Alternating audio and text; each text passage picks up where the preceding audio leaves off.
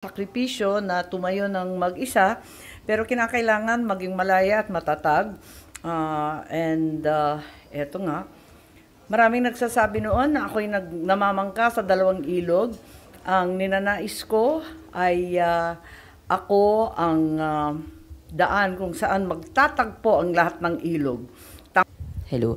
Ma'am, does that mean hindi ho kayo aakyat sa entablado ni PBBM pag nangampanya siya? And the same with Hindi ko VP pa Sara. alam. Sa totoo lang, naisip ko lang na ayoko pumanig sa isang partido, sa isang sektor, sa isang personalidad. Wala nang panig-panig. Ang kakampi ko lamang ang sambayan Pilipino. Gagawin lang natin ang tama at ang makakatulong sa nakararami. Ma'am, di ba mahirap na mangampanya na independent kayo considering si Pangulo yung kapatid niyo, may makinarya? Kaya nga, first time ko nga gawin to Kaya medyo aasahan ko na lamang na makukumbida ako siguro at kung papupuntahin ako, ano ba naman pumunta, wala namang problema doon. Ang kinatatakutan ko lamang yung init ng halalan. Alam naman natin na talagang nagiging malupit, minsan masakit yung sinasabi, kung ano-anong banat. Abay, hindi ko matitiis yun. Kaya Magandang araw mga kaibigan.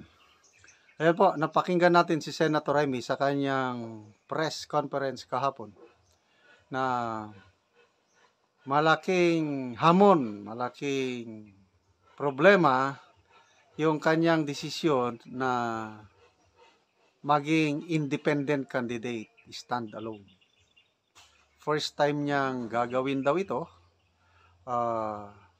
Kaya, I don't know, anong mangyari sa kanyang kandidatura dahil mahirap yung tumakbong nag-iisa. So, sa palagi niyang pinapaliwanag na para makaiwas na ng mga batikos kasi marami ang kumukontra, yung mga alyado yung mga alyansa ng bagong Pilipinas, lumalabas na may mga grupo na tinutuligsa ang Administrasyong Marcos sa pagsama sa line-up ng administrasyon nito kay Senator Amy. So para makaiwas, hindi na maburden ang kanyang ading, tapos mga kaibigan din daw niya para hindi na mag-alanganin, kaya running independent na lang. So mahirap, sabi niya. So, ano kaya ang maging resulta? Ano kaya ang kahihinatnan? Kasi pati nabanggit pa niya sa kanyang press conference, nalungkot daw ang former First Lady Imelda Romualdez Marcos. Bakit ganun ang desisyon? So, it's a political gamble on the part of Senator Amy itong ginawa niyang ito. Bubutuhan ba siya ng mga DDS, Duterte fans? Itong ginawa niya na pagkalas sa administrasyon, mapapalapit ba siya sa puso ng mga Duterte supporters? It remains to be seen.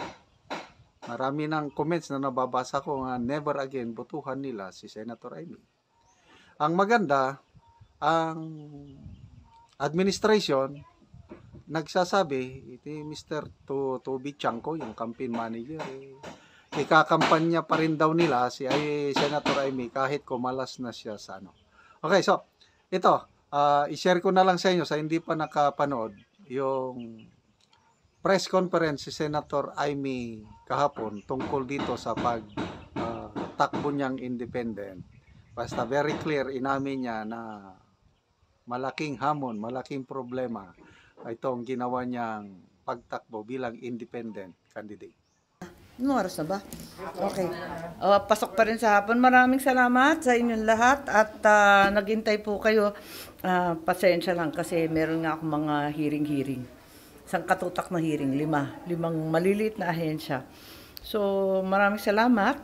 Talagang sakripisyo na tumayo ng mag-isa, pero kinakailangan maging malaya at matatag. Eto nga, maraming nagsasabi noon na ako'y namamangka sa dalawang ilog. Ang ninanais ko ay ako ang daan kung saan magtatagpo ang lahat ng ilog. Tangway, ika nga sa atin. It's a tremendous sacrifice to stand alone. But I need to be free to cross the line, to talk to all parties, and to get things done. Uniteam was a dream that I shared in 2022, and I hold fast to that dream of unity for all Filipinos. Ayun. Paulit-ulit lang.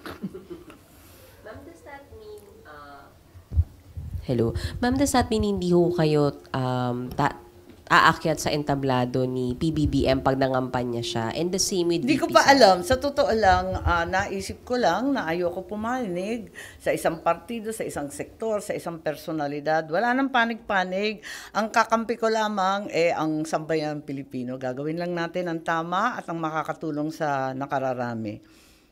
Ma'am, di ba mahirap na mangampanya na independent kayo considering si Pangulo yung kapatid niyo, may makinarya? Kaya nga, first time ko nga gawin to Kaya medyo aasahan ko na lamang na makukumbida ako siguro at kung papupuntahin ako, ano ba naman pumunta, wala namang problema doon.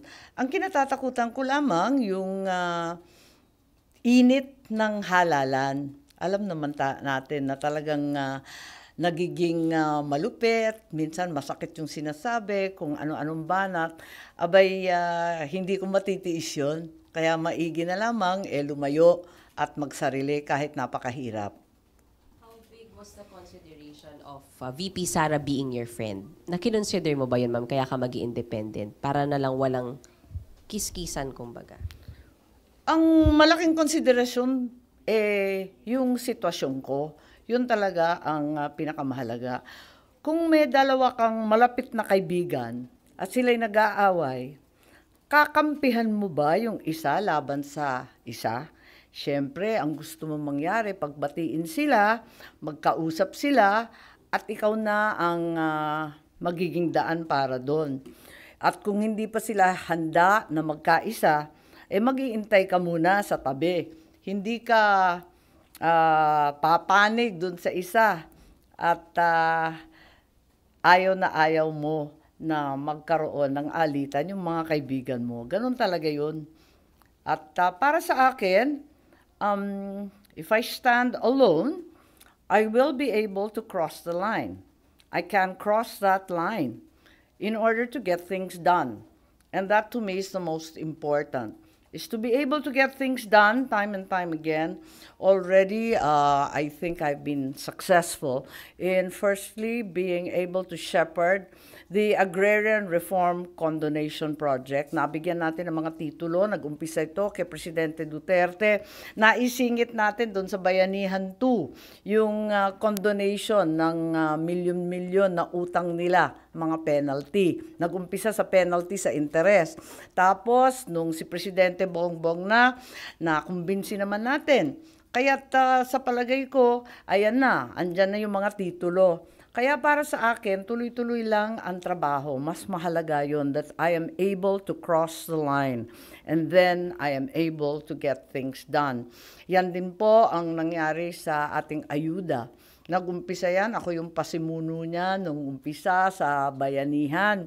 Talagang pinagpipilitan ko kasi ako yung head ng DSWD na kailangan ng tao ng ayuda. Nagkagulo-gulo nga yung SAP 1, SAP 2, pero napursige natin. And we were able to carry it over after the pandemic in 2022 when it became very apparent that the economy was still struggling to recover and that all Filipinos were having a very difficult time with the cost of living. So nakikita natin na para sa mga programang ito na napakalapit sa puso ko, kinakailangan tuloy-tuloy ang trabaho. Basta magawan natin ang paraan, kausapin ang lahat ng panig. Hindi naman ako mahilig na makipag-away, sa totoo lang. Sasabihin ng matapang ako, sabihin na rin mataray, tanggap ko naman, pero hindi ako pala away. Kaya gusto ko magkasundo lahat at gawin ang nararapat at kinakailangan ng ating mga taong bayan. Ma'am, nakausap niyo na si Pangulo sa iyong desisyon na maging independent? Hindi pa, hindi pa. Ang kinakailangan kong kausapin ang mga kapwa ko nasyonalista at palagay ko mag-uusap kami sa lalong madaling panahon. Hindi ko pa naiisip eh. Hindi pa naman ako nagre-resign sa nasyonalista. Mabait sila sa akin eh. Hindi naman sila nagkulang sa support at pagtatangkilik. So, tignan natin kung anong maigi para hindi naman maalangan ang sinuman.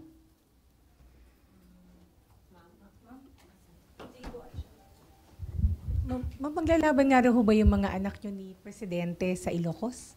May anak din kayong tatakbo sa Ilocos na makakalaban ng anak ni Presidente. Ay, walang ganon. Wala namang ganon.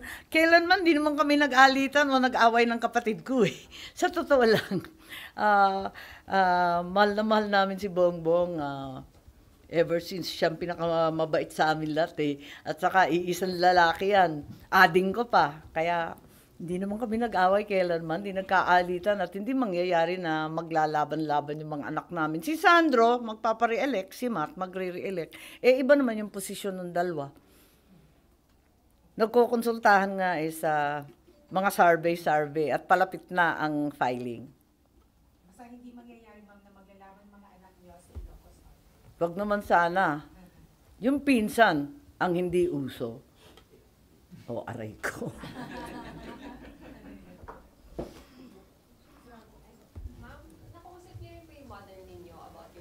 Oo, yung nanay ko nalulungkot eh.